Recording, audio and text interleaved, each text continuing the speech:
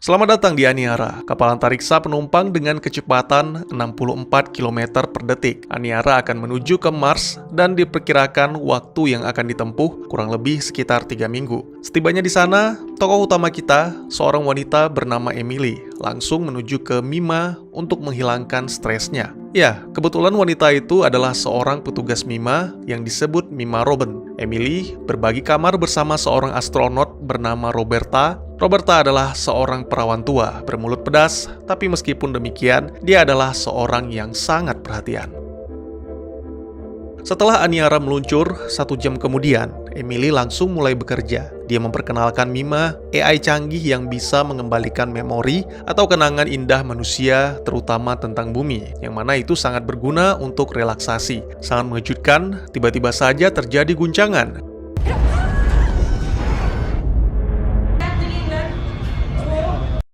Sang kapten, yaitu Chevron, mengumumkan tentang kecelakaan yang sangat amat jarang terjadi. Aniara dihantam oleh puing, dan demi menghindari puing-puing lain, pilot terpaksa melakukan manuver. Namun tidak hanya itu, hantaman tersebut mengenai reaktor sehingga mereka terpaksa membuang seluruh bahan bakar, dan kini Aniara tidak bisa kembali ke lintasan Mars. Namun para penumpang tidak perlu khawatir, karena mereka sedang menuju ke konstelasi Lyra. Lalu, ketika menemukan benda langit atau planet, Aniara akan menggunakan gravitasinya untuk kembali ke lintasan. Tidak bisa diperkirakan kapan mereka akan menemukan planet, tapi sang kapten meminta semuanya mempersiapkan diri karena kemungkinan lebih dari 2 tahun lagi. Tentu saja itu membuat seluruh penumpang dilanda kepanikan. Bahkan ada yang secara tiba-tiba menjadi histeris karena tidak bisa bertemu dengan anaknya, sehingga langsung dilarikan ke Mima.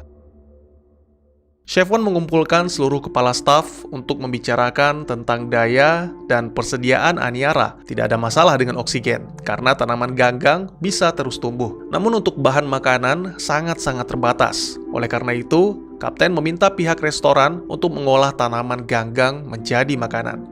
3 minggu sejak peluncuran Aniara, seharusnya para penumpang sudah tiba di Mars. Tapi kini mereka terjebak dalam kapal raksasa tanpa arah, tanpa tujuan. Hanya harapan yang masih mereka miliki dan mimpi akan kenangan masa lalu. Semua itu dapat dinikmati dengan Mima.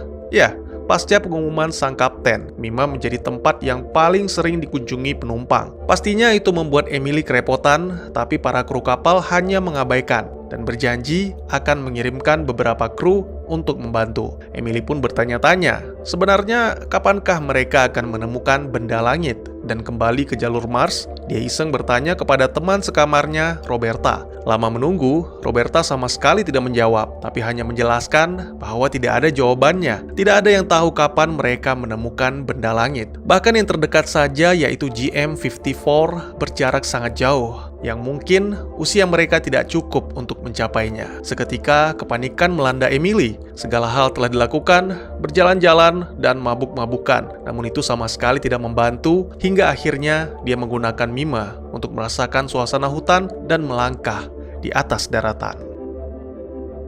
Keesokannya, seorang pria tua terpaksa diamankan petugas karena mengamuk di tengah-tengah penumpang setelah mengetahui bahwa mereka tidak lagi memiliki harapan. Emily pun menghampiri pria itu, mengajaknya ke Mima. Namun sangat disayangkan, tokoh utama kita malah dianggap sebagai iblis yang menipu. Emily didorong dan diludahi di depan para petugas. Wanita itu pun menegaskan bahwa Mars bukanlah surga. Planet itu sangat dingin, manusia ditempatkan di dalam bangunan-bangunan khusus, sedangkan yang bebas berada di luar hanya tumbuhan-tumbuhan tertentu saja. Ucapan Emily mampu menenangkannya beberapa menit saja. Ketika menatap luar angkasa, pria itu kembali mengamuk, sehingga terpaksa dilarikan ke Mima. Peristiwa tersebut akhirnya membuat Emily bertemu dengan kapten untuk mengutarakan keinginannya. Sang kapten pun tidak bisa lagi menyembunyikan kebenaran. Jika waktunya telah tiba, dia akan mengumumkan kepada seluruh penumpang bahwa kini mereka akan membangun planetnya sendiri di Aniara.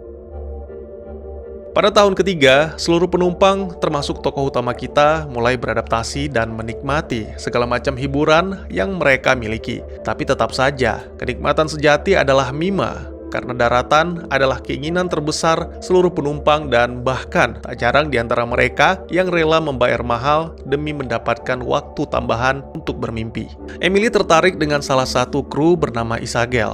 Hari itu Emily merasa tidak enak karena Isagel sempat melihat dirinya bersama seorang pria. Namun anehnya, ketika Emily mencoba menjelaskan, Isagel malah cuek seolah tidak peduli. Menurut Roberta, memang begitulah seorang pilot profesional. Mereka bisa menahan perasaan dan mengendalikan emosi. Karena beban yang dipikul pilot sangatlah berat dan mereka harus selalu terlihat tenang. Contohnya seperti saat ini, Aniara hanyalah benda kecil di luar angkasa yang luas. Secepat apapun dia bergerak, tetap saja terlihat diam. Sama seperti buih kecil, itu adalah kita di dalam gelas milik Tuhan yang Maha Besar.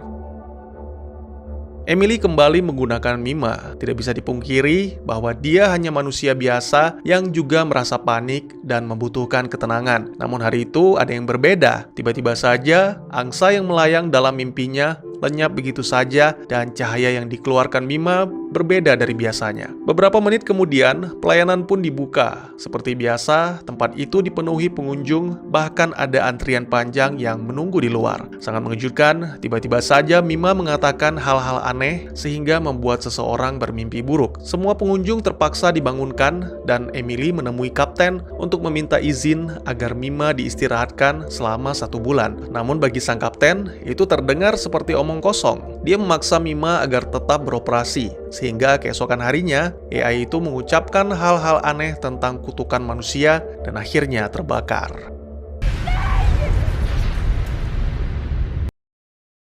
Terbakarnya Mima menimbulkan duka yang teramat dalam di hati para penumpang. Karena peristiwa itu sekaligus membakar mimpi mereka akan kampung halaman. Kini bumi hanya tinggal kenangan dan semuanya dipaksa beradaptasi di tengah-tengah kehampaan antariksa. Orang-orang yang tidak terima menuduh Emily sebagai penyebab rusaknya Mima. Isagel mencoba membela Emily, namun sangat disayangkan itu membuat mereka berdua berakhir di penjara.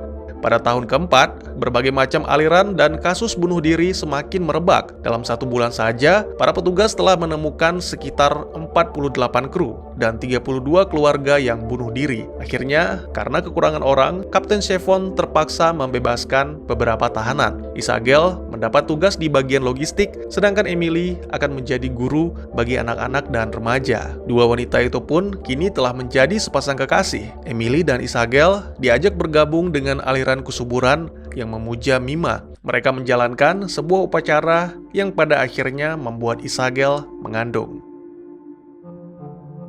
Pada tahun kelima, Isagel semakin dekat dengan masa persalinan. Namun wanita itu malah merasa bersalah karena akan melahirkan seorang bayi dalam kehampaan. Mengetahui hal itu, Emily pun berpikir keras untuk mencari solusi. Karena pastinya itu tidak hanya dialami Isagel, tapi juga para penumpang lain. Beberapa kali Emily mendatangi lokasi Mima, dan akhirnya dia menemukan sebuah ide, yaitu menciptakan layar hologram di sekitar kapal agar para penumpang tidak langsung melihat kehampaan.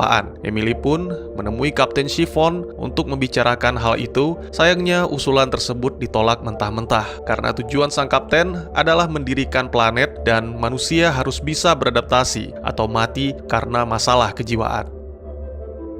Beberapa bulan kemudian, akhirnya Isagel melahirkan seorang bayi laki-laki. Sikapnya sama sekali tidak berubah, wanita itu bahkan sempat ingin membunuh bayinya. Beruntung, beberapa saat kemudian, seorang kru menghampiri Isagel dan atas perintah kapten, Isagel kembali menjadi pilot. Sebuah kabar gembira dari Roberta bahwa dirinya telah menemukan anomali yang kemungkinan satelit probe atau pesawat tim penyelamat. Tapi yang pasti, setelah dipindai, benda itu membawa bahan bakar. Dengan penuh sukacita, Kapten Chevron mengumumkan kabar gembira tersebut. Diperkirakan benda itu akan mencapai Aniara dalam waktu kurang lebih 1 tahun. Pada tahun ke-6, beberapa remaja mulai dilatih menggunakan tombak atau jangkar untuk menangkap probe. Ya, kini jaraknya sudah semakin dekat, oleh karena itu mereka bisa memastikan benda tersebut. Sayangnya, ketika berhasil membawa satelit itu ke dalam Aniara, ternyata bahan bakarnya tidak sesuai. Maka mau tidak mau, seluruh tim harus berusaha keras mengolahnya agar bisa digunakan. Berbulan-bulan telah berlalu, tapi para anggota tim masih tetap belum mendapatkan apapun. Kekhawatiran kembali melanda Roberta yang sudah putus asa menyebarkan berita kegagalan mereka kepada seluruh penumpang, dan tentu saja itu menimbulkan kepanikan. Roberta pun telah diberi peringatan keras, namun karena tetap melawan, akhirnya Kapten Chiffon terpaksa membunuhnya. Mungkin kita masih hidup, tapi kini sedang berada di dalam peti mati raksasa dan tinggal menunggu waktunya tiba. Itulah ucapan terakhir Roberta sebelum kematiannya. Kepanikan dan keputusasaan kembali melanda para penumpang. Selain bunuh diri, tak sedikit dari mereka yang meminum obat penenang dan berpesta pora demi melupakan kehampaan yang terus menghantui. Tiba-tiba saja terjadi guncangan dahsyat. Lagi-lagi Aniara masuk ke dalam badai puing dan itu menyebabkan ratusan orang tewas. Hanya kapten dan beberapa kru yang tersisa masih tetap kuat demi memenuhi ambisi mengubah Aniara menjadi planet. Pria itu bahkan memberikan izin kepada Emily untuk menciptakan layar hologram serta mengirimkan beberapa remaja untuk membantunya. Beberapa minggu kemudian, Emily pun berhasil menyelesaikan pekerjaannya. Kini semua penumpang bisa kembali menikmati pemandangan bumi kecuali Isagel dan anaknya. Ya, sepulang kerja, Emily menemukan Isagel tewas akibat gantung diri dan bayinya dibunuh dengan cara ditenggelamkan. Pada tahun ke-10, senyuman telah benar-benar hilang dari wajah para penumpang, bahkan termasuk sang kapten yang pada hari itu menyerahkan sebuah penghargaan kepada Emily atas jasanya menciptakan layar hologram. Lalu pada tahun ke-24, sebagian besar manusia telah mati, dan yang tersisa hanyalah para pengikut aliran kesuburan yang kini menyembah bintang agar diberikan cahaya. Film pun ditutup dengan menampilkan tahun ke-5.981.407, di mana Aniara hanya menjadi kapal yang beku tanpa kehidupan. Kini kapal itu telah berada di konstelasi Lyra, ditarik menuju ke sebuah planet yang hijau dan sangat mirip dengan bumi di masa lalu. Apakah ada peradaban di sana, atau masihkah ada yang tersisa di Aniara? Dan tamat. Ini film apaan sih bang? Film gak jelas? Bingung bang. Semua orang mati setelah kapal keluar jalur. Terus apa gunanya ini film menceritakan panjang lebar jika ujung-ujungnya mati juga? Film yang buang-buang waktu. Ya mungkin pernyataan seperti itu terlintas di benak kalian ketika pertama kali menonton Aniara. Tapi jika menontonnya lebih dari sekali, mungkin kita akan menemukan jawaban yang tentunya menurut pandangan masing-masing. Oke, yang menjadi pertanyaan adalah menyelamatkan diri dari apa? Kebosanankah? Menyelamatkan diri dari diri sendiri yang mulai menggila? Atau apa? Kita lihat di awal film, umat manusia berhasil meninggalkan bumi yang hancur untuk mendapatkan kesempatan kedua di planet Mars. Sayangnya mereka tidak pernah tiba di planet merah itu, tapi kesempatan kedua didapatkan di Aniara. Di sana mereka tidak disakiti, tidak ada bencana ataupun kehancuran, namun ada hal lain yang tidak kalah mengancam, yaitu ketakutan. Ketakutan akan kehampaan, ketakutan akan ketidaktahuan, dan ketakutan itu juga yang akan membuat para penumpang menjadi gila hingga akhirnya berujung pada kematian.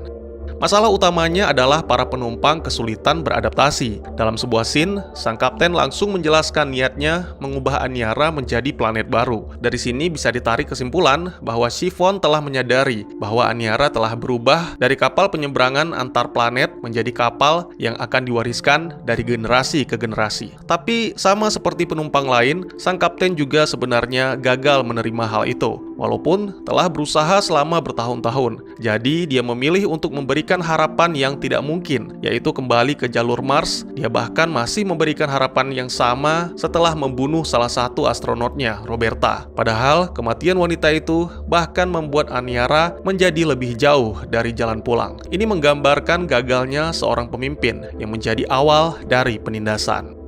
Tidak bisa dipungkiri bahwa jika Aniara menjadi suatu planet atau rumah baru bagi umat manusia, maka secara otomatis Kapten Chiffon yang akan memegang kepemimpinan. Bersama dengan para kru, sang kapten menjaga agar harapan itu tetap ada, sekaligus untuk mencegah terjadinya bunuh diri massal. Mungkin pada awalnya kita semua sepakat bahwa kebohongan Chiffon adalah sesuatu yang perlu dilakukan. Sayangnya, dia bertindak terlalu jauh, membuat keputusan-keputusan yang menghancurkan harapannya sendiri. Dan pada saat-saat terakhir, ketika kebohongan menjadi tidak berguna lagi, pria itu mengiris pergelangan tangannya, lalu memberikan penghargaan kepada Emily orang yang pernah disalahkan, dihukum, dan ditolak.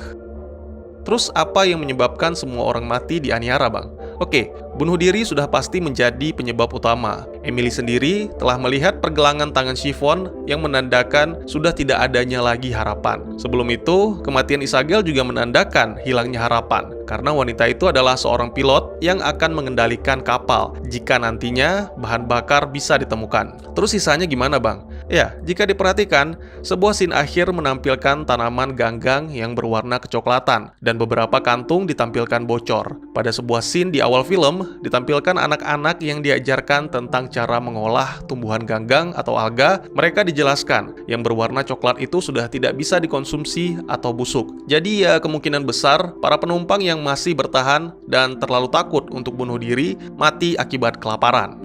Jadinya sad ending dong, Bang. Bagi manusia dan bumi mungkin iya, ini adalah akhir. Tapi bagi kehidupan belum tentu. Seperti yang saya ceritakan, kapal Aniara memasuki konstelasi Lyra dan ditarik ke sebuah planet hijau yang mirip dengan bumi, di mana kemungkinan besar layak huni. Jadi Aniara akan menghantam planet tersebut dan menebar benih kehidupan dari sisa-sisa abu manusia yang mungkin menjadi peradaban baru. Secara tidak langsung, ini seperti film-film fiksi ilmiah lain yang menceritakan tentang asal-usul kehidupan manusia di bumi.